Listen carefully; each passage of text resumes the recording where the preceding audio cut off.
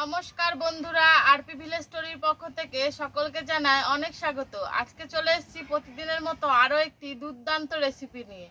আজকে দেখো, এইখানে 100 গ্রাম মতো সয়াবিন আমি ভিজিয়ে রেখেছিলাম। এই সয়াবিন দিয়ে কিন্তু সয়াবিনের পকোড়া করব। তোমরা কিন্তু পুরো ভিডিওটা দেখবে। তাহলে চলো প্রথমে সয়াবিনগুলো এই জল থেকে জল ঝরিয়ে তুলে নিই।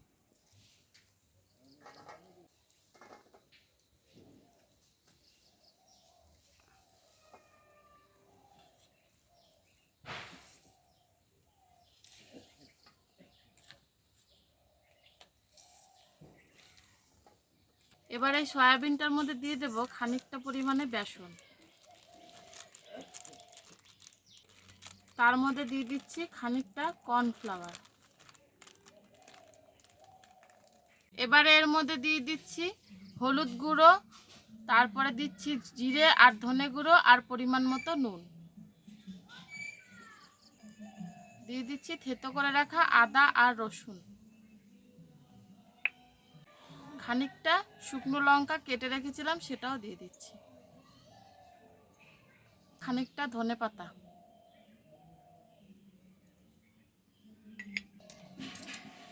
সবশেষে দিয়ে দিচ্ছি একটা ডিম।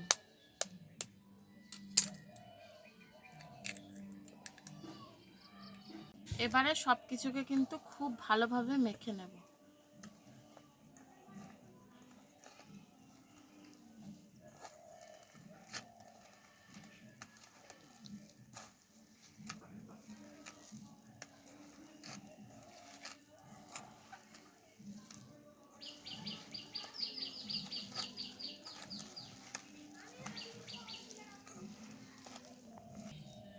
দেখো, এটা কিন্তু খুব ভালোভাবে মেখে নিয়েছি। এবার এর মধ্যে দিয়ে দিচ্ছি একটা পেঁয়াজ কুচি। পেঁয়াজ কুচিটাকেও এর মধ্যে খুব ভালোভাবে মাখিয়ে নেব।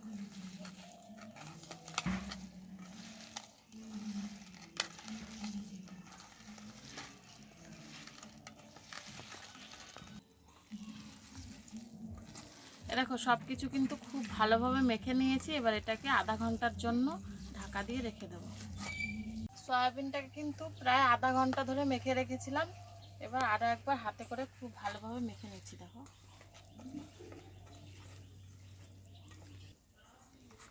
এবারে সয়াবিনের পকোড়াগুলো ভেজে নেব।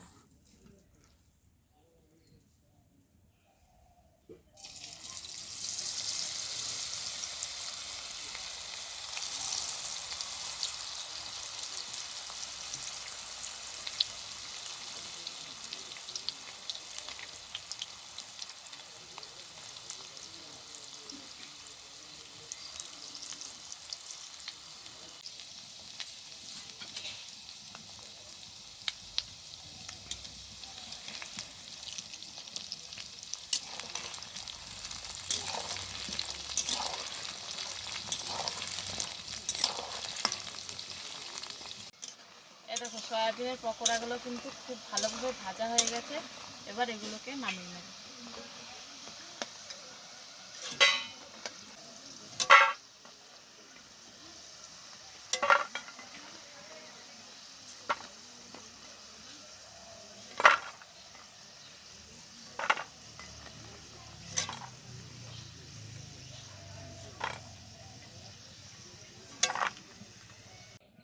এবার বাকিগুলো ওই একইভাবে ভেজে নেব।